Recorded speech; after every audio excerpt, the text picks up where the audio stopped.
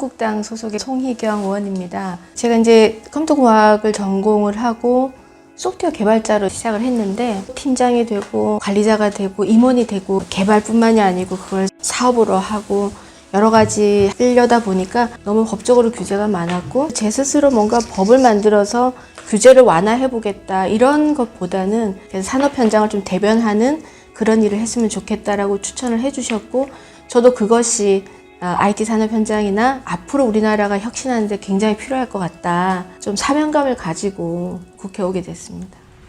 국회에 들어오기 전에 테슬라의 자율주행차 사업을 국내로 들어와서 네트워크를 서비스하는 그런 사업을 했었는데 기업은 목표가 아주 뚜렷합니다. 매출을 얼마를 해야 된다. 아주 뚜렷한 목표가 있고 그거에 따라서 그런 그 스피드한 면이 있어요. 그래서 아주 뚜렷한 목표와 실행에 대한 스피드가 아주 빠른 반면에 국회는 뚜렷한 목표가 다 달라요. 여당 다르고 야당 다르고 국가가 어떻게 되느냐에 따라서 그때그때마다 목표가 달라지기 때문에 그런 것이 기업하고 굉장히 많은 차이가 있었던 것 같아요. 스트레스 같은 경우는 제가 이제 크리스찬이기 때문에 기도로서 그 부분을 해결하려고 노력을 해요. 어느 정도 캄다운 되는 것도 있고 그래서 내가 좀 더 잘해야겠다 그러면서 이제 기도를 통해서 하는 게 있고 두 번째는 제가 가장 사랑하는 사람들하고 같이 있어요.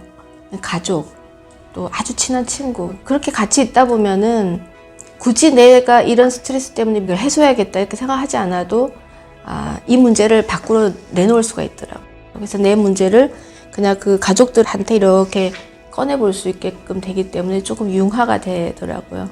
세 번째는 누구나 다 할 것 같은데 우리 직원들 있잖아요. 기업에 있으면 또 직원들이 있고 국회도 우리 보좌진들이 있고 그러면 아주 사소한 스트레스 같은 경우는 그냥 저녁 맛있는 거 먹으러 가서 뭐 맥주 한잔 한다든가 또 뭐 때로는 노래도 부른다든가 이렇게 해서 또 해소할 때도 있어요. 기업에 있을 때는 많이 갔는데 이제 국회 오니까 그런 노래방 갈 시간 자체가 없어요. 여유가 없고 사실 그러기가 되게 어려워요. 그래서 이제 보통 직원들하고 워크숍을 간다든가 또 간략한 스트레스를 뭐 우리 이 문제는 어떻게 할까 그런 거 해결할 때 간다고 봐야 될 것 같아요. 다 사람들은 문제를 갖고 있잖아요.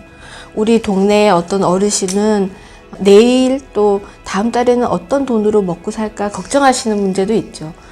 또 이제 학생 같은 경우는 내가 또 앞으로 내 미래를 어떻게 해야 되나 뭐 여러 가지 자기가 갖고 있는 문제가 있잖아요. 그거를 해결하려고 하는 게 정치의 출발이에요. 정치라는 것은 제가 생각하기에는 아주 큰 문제만 다루는 게 절대 정치는 아니에요. 조그마한 문제, 뭐 하나 조그마한 문제를 해결하는 것도 정치이기 때문에 아주 큰 어른들의 정치는 아니지만 우리 주변에 있는 우리끼리만의 정치인 거예요. 그것이 시작돼야 되고 지금의 많은 청년들이 그렇게 해서 정치를 습득해 가는 것이 우리 대한민국이 발전되는 지름길이다. 저는 그걸 믿습니다. 근데 저가 학생 때는 잘하는 일을 했던 것 같아요. 좋아하는 일이 있지만 그 좋아하는 일만 하다 보면 엄마, 아빠나 또 선생님이나 주변의 다른 어른들한테 쟤는 모범생이 아닌 거 아니야? 이런 말을 들을까 봐 대학을 가야 되고 공부를 해야 되고 또 내 미래는 대학에 있다라고 어른들이 말씀하시고 그러니까 고3 때는 아무것도 못했어요. 근데 지금 생각해보면 그때 내가 좀 더 방송반을 열심히 하고 기타 치면서 노래를 더 열심히 불렀다면 나는 또 다른 선택을 할 수 있지 않았을까? 하는 생각을 요즘 상당히 많이 하는 것 같아요. 그래서 조금 후회가 남으니까 진짜 좋아하는 일을 많이 해보시기 바라요. 기업에 있을 때는 목표가 굉장히 뚜렷하기 때문에 목표만 보고 이렇게 걸어갈 수 있잖아요. 근데 국회에 와서는 아주 다양한 사람을 만나야 되거든요. 아주 다양한 국민을 만나야 되고 아주 다양한 의견을 수렴해야 되는데 또 저희들을 싫어하는 국민들도 있잖아요. 제가 속한 당을 싫어하는 국민들도 있거든요. 그런 분들을 만났을 때 제가 굉장히 위축될 줄 알았는데 오히려 반대로 더 다가가더라고요. 반성도 하게 되고 제가 몰랐던 저의 또 모습을 발견한 것 같아요. 제가 발견한 재능은 뭐 그런 거? 제가 법은 조금 그래도 통과율이 조금 그래도 괜찮은 편인 군인 그 보험에 대한 법안인데 군대를 가야 되면 이제 의무로 갔다 와야 되잖아요. 우리 아들도 이제 군대를 2016년도에 갔거든요. 근데 의무병으로 간 거죠. 이제 그 다음에 겨울에 군인이 주사를 잘못 맞았어요. 알코올이 들어가 버린 거예요. 그래서 이 왼쪽이 전부 마비된 사건이 있었어요. 혹시 기억하실지 모르겠지만 군인 신문에 나오는 그 군인 얘기를 내가 접해보니까 사실 홀 어머니를 모시던 생계를 책임지던 아들이었는데 그렇게 왼쪽 마비가 됨으로 인해 갖고 아무것도 못하는 거예요. 이제 제대를 하고 나면. 그럼 나라는 어떻게 저 아이를 책임져 줄까? 내가 공부를 그때부터 해봐서 어떤 법이 있나 아무것도 없더라고요. 군대 가서 다친 아이들이 제대를 하잖아요. 그러니까 자기 돈으로 자기가 치료를 받아야 되는 거예요. 그런 법이 어디 있어요? 나라를 위해서 간 건데. 그래서 그 법을 공부해서 그 법을 만들었어요. 작년에 통과되어서 시행이 지금 되고 있어요.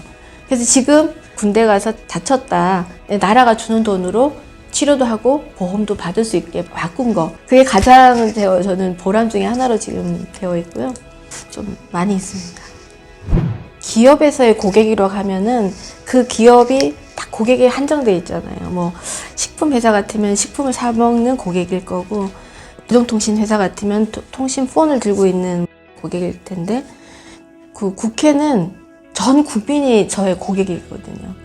고객을 상대로 하는 폭이 상당히 넓어졌잖아요.